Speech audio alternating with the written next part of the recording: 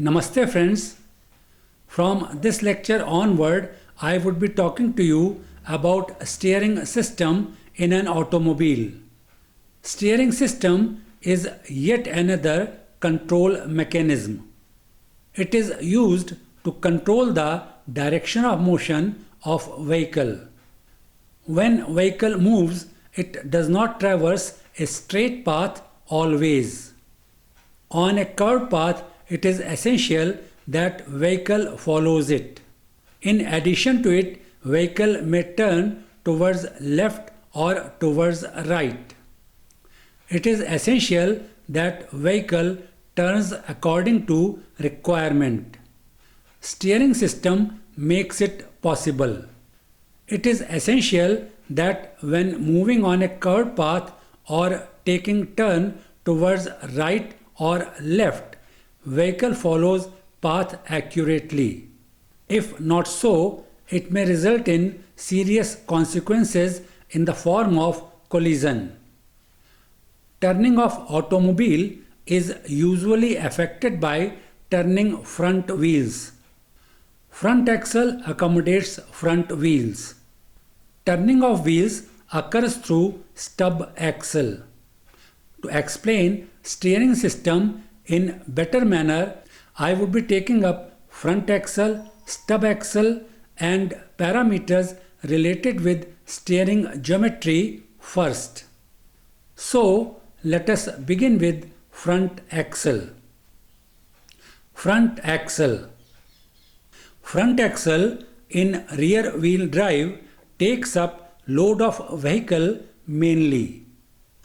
Because motion from gearbox is not transmitted to front axle, it is also known as dead axle. It has to take up bending load due to weight of vehicle. Also, it takes up load due to braking torque on wheels. It should be strong enough to take up these loads. Referring to diagram where front axle is presented in simple form. It has I section in middle and elliptical section at both ends. It is provided with two spring seats S on upper side. These are meant to position suspension springs. It has downward sweep. This helps in keeping chassis height low. This axle beam is to be connected to stub axles at ends. Ends of axle are provided with suitable arrangement for it. Here it is in the form of vertical sleeve. Hollow portion of sleeve shown as dotted lines holds kingpin or ball joint. Because we are not considering front wheel drive, axle is required to take up bending load and braking torque load. Bending load is due to weight of the vehicle and braking torque is due to application of brakes. Axle is needed to be strong as it takes up these loads. I section in the middle, as mentioned earlier, helps to take up load. Stub axle. These are two in numbers, each pivoted to axle beam at ends. These hold wheels through kingpins, yet another component in front axle assembly. These provide proper rotary motion about vertical axis to wheels when vehicle is taking a turn. Stub axle has a number of variants. Elliott stub axle. Let us refer to diagram to understand its construction and working. It is an assembly of front axle and stub axle. Front axle is on right side and stub axle is on left side. Kingpin in vertical position joins the two. Kingpin is a swivel pin. It makes possible rotary movement of wheel about vertical axis. Front axle has fork end with stub axle between two forks. Stub axle end is in the form of I. Wheel is mounted on stub axle in extreme left position. There is link connected to stub axle that makes possible rotation of it about vertical axis XX. Thrust washer is provided on upper side as shown. Cotter provided does not allow relative motion between eye of stub axle and kingpin. Kingpin rotates in the fork end of front axle. Reverse Elliott stub axle. In this variant of stub axle, front axle is positioned in the middle. As shown in diagram, stub axle end has fork shape and accommodates front axle in between. Front axle has eye end. It is located in the middle of fork end as already mentioned. Cotter joint here does not allow relative movement between axle end and kingpin. Fork end of stub axle rotates about kingpin. View has been sectioned to provide inner details. Link shown on upper side is connected to fork end and provides its rotation about vertical axis XX. Lemoine stub axle. It has L-shaped steering knuckle.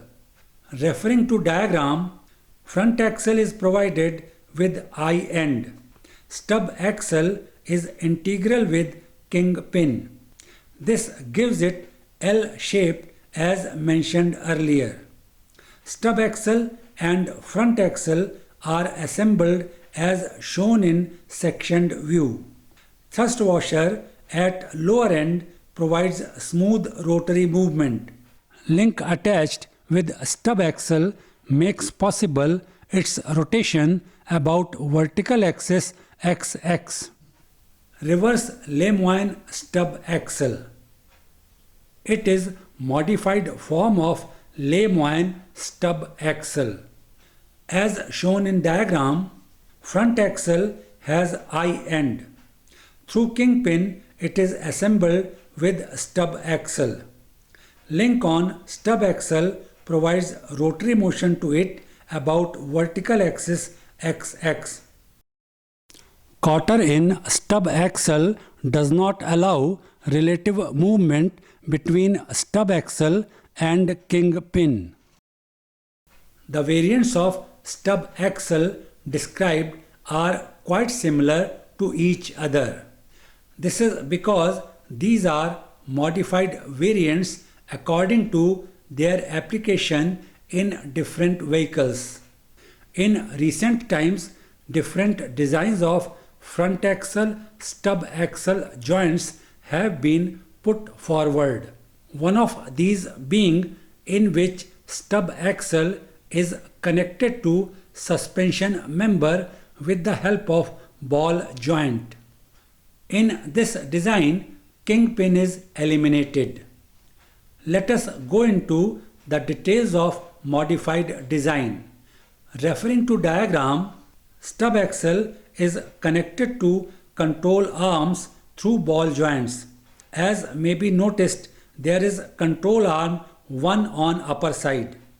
Another one, control arm 2, is located on lower side.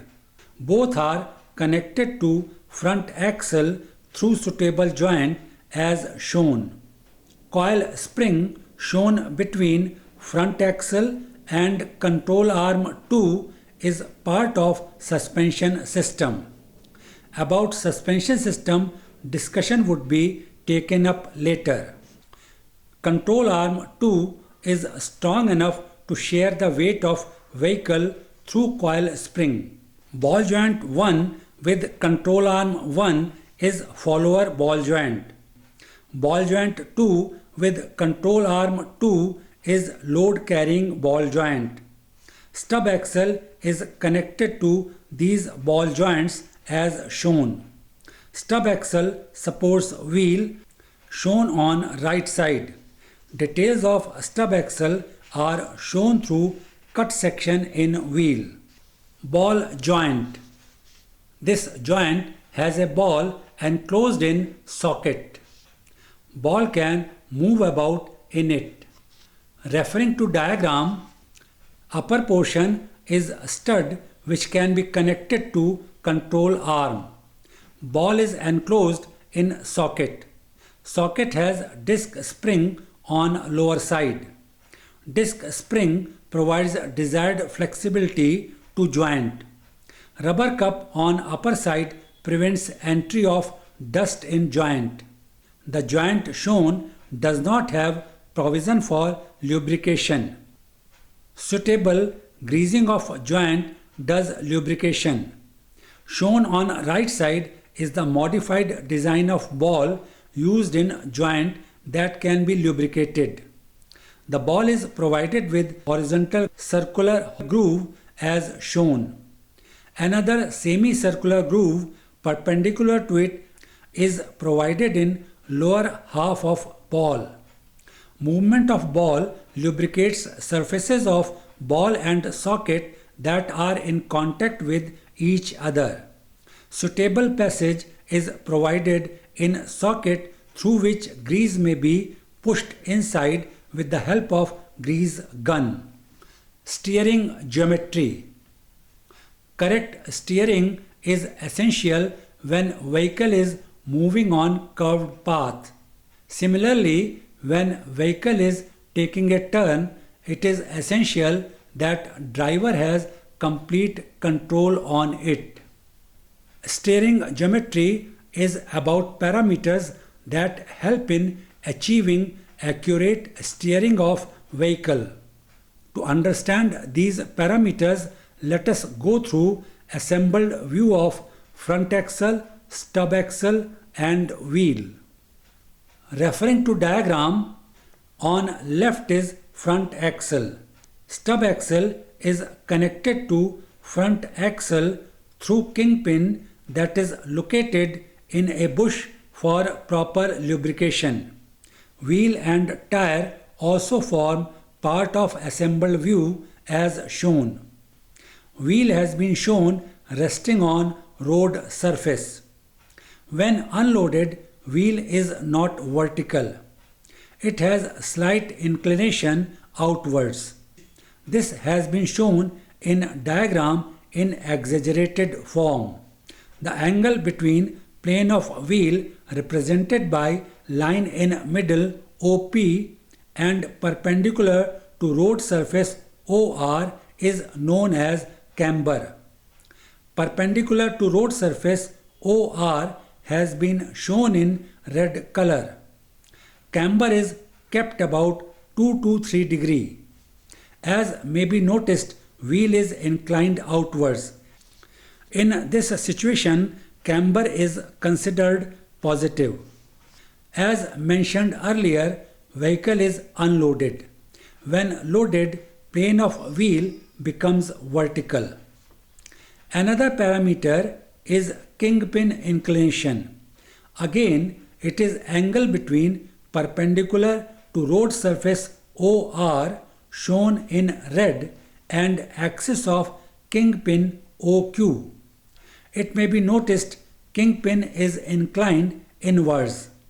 This angle is kept about 7 to 8 degree. If ball joint is being used instead of kingpin, this is the angle between steering axis and perpendicular to road surface. Steering axis is imaginary line passing through lower and upper ball joint. Next is combined angle. It is angle between kingpin axis OQ and plane of wheel OP. It is evident from diagram that it is sum of camber and kingpin inclination. As it is sum of camber and kingpin inclination, its value is about 10 degree. Forward tractive force acts at a point on road surface where kingpin axis intersects with it. In case of ball joint, it is the steering axis intersecting with road surface. Road resistance acts at a point on road surface where plane of wheel intersects with it. Ideally, kingpin axis or steering axis should intersect with plane of wheel on road surface at a single point. Referring back to diagram, it is point O on road surface. At point O, kingpin axis OQ and plane of wheel OP intersect with road surface. You may notice that perpendicular to road surface OR also passes through same point O on road surface. The diagram represents ideal situation. Now consider the intersection of kingpin axis OQ and plane of wheel OP as shown in the diagram A on left. It occurs at O and point O lies above road surface. This causes toe in of vehicle with rear wheel drive. In vehicle with front wheel drive, this causes toe out. In diagram B on right side, point of intersection O lies below the road surface. This causes toe out in vehicle with rear wheel drive. In vehicles with front wheel drive, it causes toe in. Let us try to understand about toe in and toe out. Consider both front wheels. Referring to diagram that presents two situations on upper and lower side. Both diagrams show front wheels looking from top. Front of wheels and rear of wheels is mentioned as may be noticed. SS indicate seats for two springs. OP in both wheels represent plane of wheel. Taking up diagram on lower side, distance x between planes of two wheels on front side is less than distance y between two wheels on rear side. Due to this difference, toe in occurs. Similarly, in diagram on upper side, distance x between planes of two wheels is more than distance y. Due to this difference, toe out occurs. There is an inherent tendency in vehicle to toe out. To avoid it, toe in is provided initially. Referring back to diagram, let us take up diagram on lower side. This represents toe in as distance x on front side is less than distance y on rear side. For providing initial toe in, distance x is kept less than distance y. The difference between two, that is y minus x, is about 3 millimeters. Now let us take up caster. It is yet another parameter related to steering geometry. For its explanation, let us refer to diagram. This is view of front wheel on road surface when looked from one side. Front is on left side as shown. Kingpin is shown in the center of wheel O. Its axis is shown as OR intersecting road surface at R in front of wheel. Vertical axis in the plane of wheel is shown as OP. Angle between OR and OP is known as caster. As shown, caster angle here is considered positive.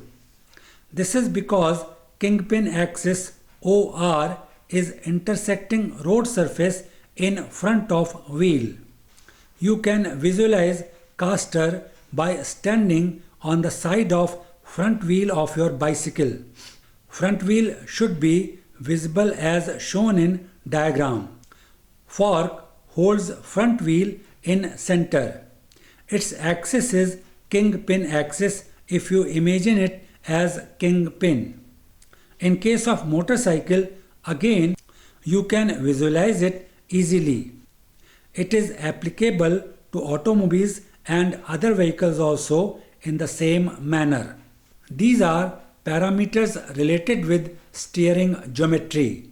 These are very important parameters as far as stability of vehicle is concerned while steering through a curved path or taking a turn. This concludes discussion for today. Thanks for watching.